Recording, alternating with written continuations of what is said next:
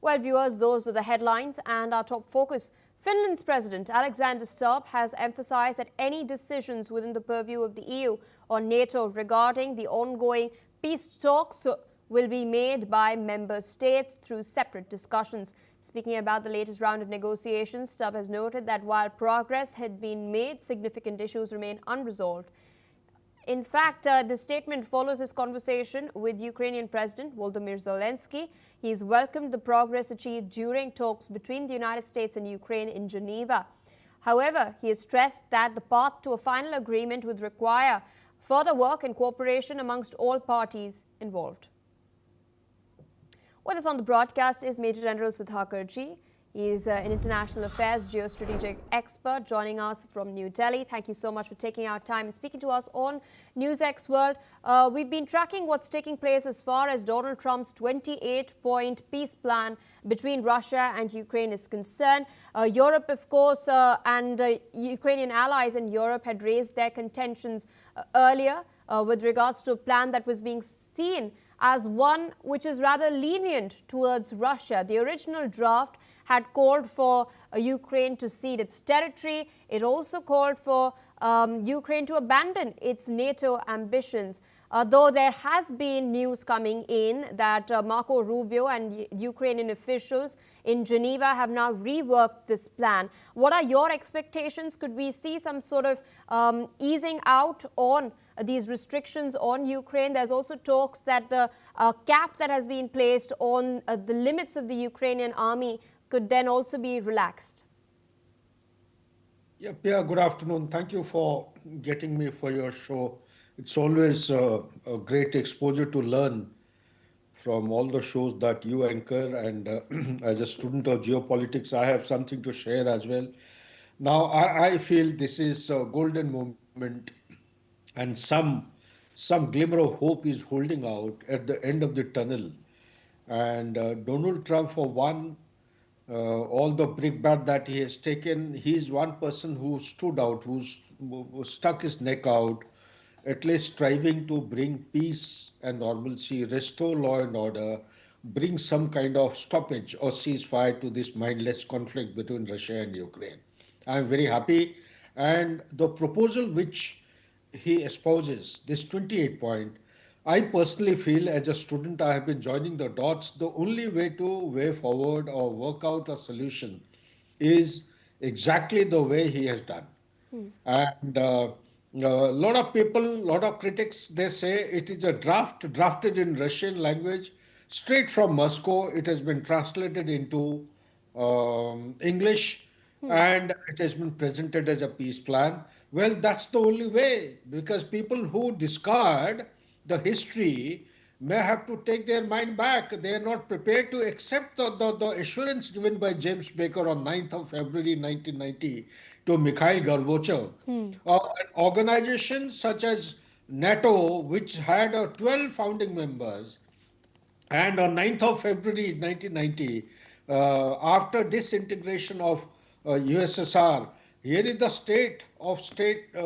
Secretary of State of USA giving assurance to Mikhail Gorbachev that not an inch of expansion of sphere of influence of NATO will take place. And if I recall and respect my memory, by then the number of members of NATO had come to 16.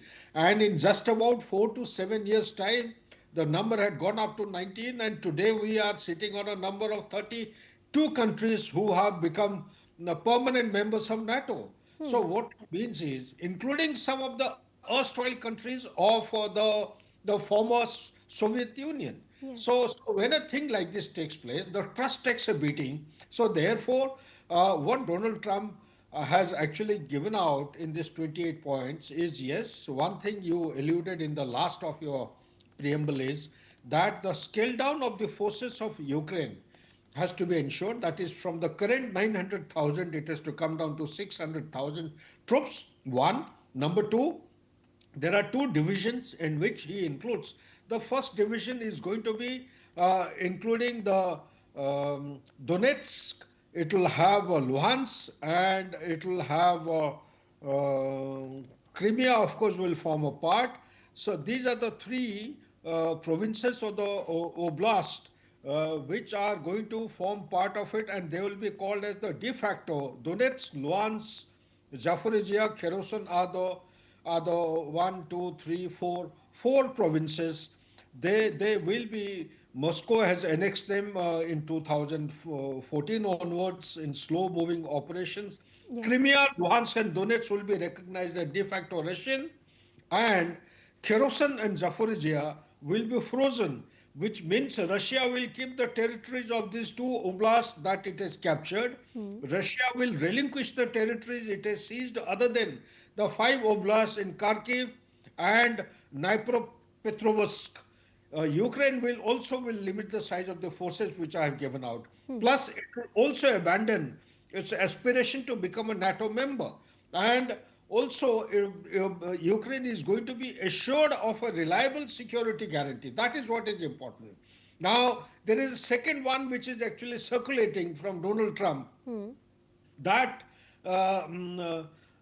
apart from these assurances, there is a security guarantee clause which says that Ukraine, Russia, US, European Union, and NATO, they will promise a NATO-style security assurance to Ukraine for up to 10 years, which can be renewed by mutual agreement.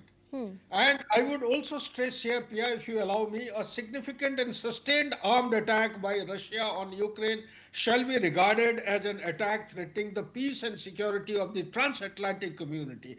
These are very, very strong statements which safeguards the aspiration and the requirement of Russia, as also Ukraine to large an extent, except for one grievance.